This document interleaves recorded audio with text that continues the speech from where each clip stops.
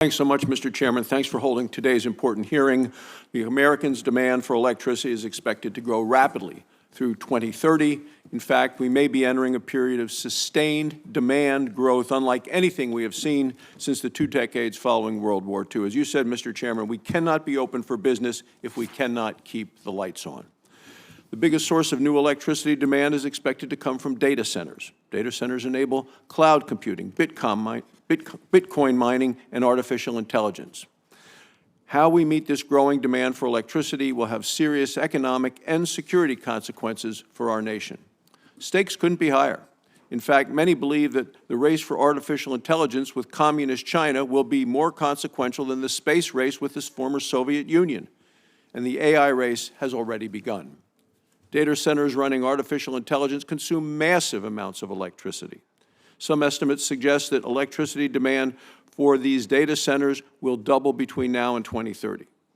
Whoever secures affordable and reliable electric power, China or America, will have a big head start in the race for artificial intelligence.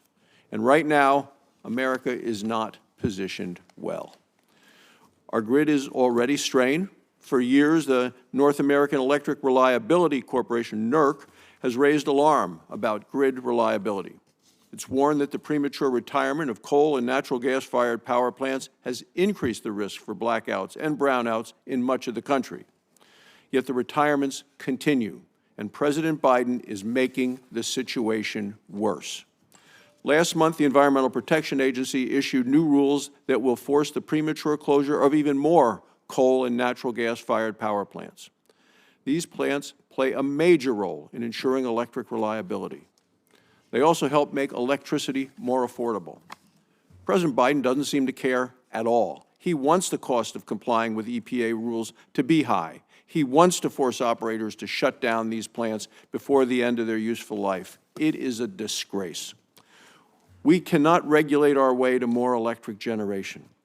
When it comes to data centers, the quality of the generation source is as important as the quantity of electricity generated. Now, I acknowledge wind and solar can help, yet they are weather dependent. Batteries, too, can help, yet batteries are expensive and can't provide power for extended periods. They also require vast amounts of minerals from China, from the Congo, from Indonesia, and other countries with horrible human rights and environmental records. We need a reliable, steady, and balanced supply of electricity. Nuclear, coal, natural gas, and hydropower can provide that. With demand poised to surge, it only makes sense to keep our existing power plants operating while also building new generating capacity. Our goal should be addition, not subtraction. Mr. Chairman, the 20th century was the American century. Which country will lead the 21st century is still up for grabs. Much depends on how America capitalizes on the potential of artificial intelligence.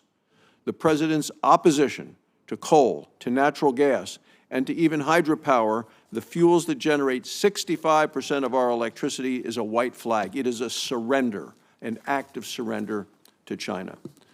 Mr. Chairman, this chart shows that China has added 262 gigawatts of coal-fired electric generation since the Paris Climate Agreement in 2025.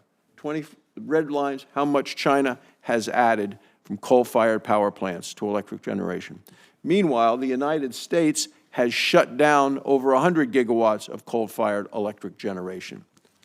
What does this mean? It means that when China's AI developers need electric power, the Chinese Communist Party is going to make absolutely sure that they will get it. And they will get it from coal. When America's AI developers need power, will it be enough? Will it be reliable? Will it be affordable? Right now, under Joe Biden and the Democrats, the answer is no. The race for artificial intelligence is one America cannot afford to lose. And we cannot win this or any other race with China if we are unwilling to use the very energy sources that China is going to exploit to the fullest.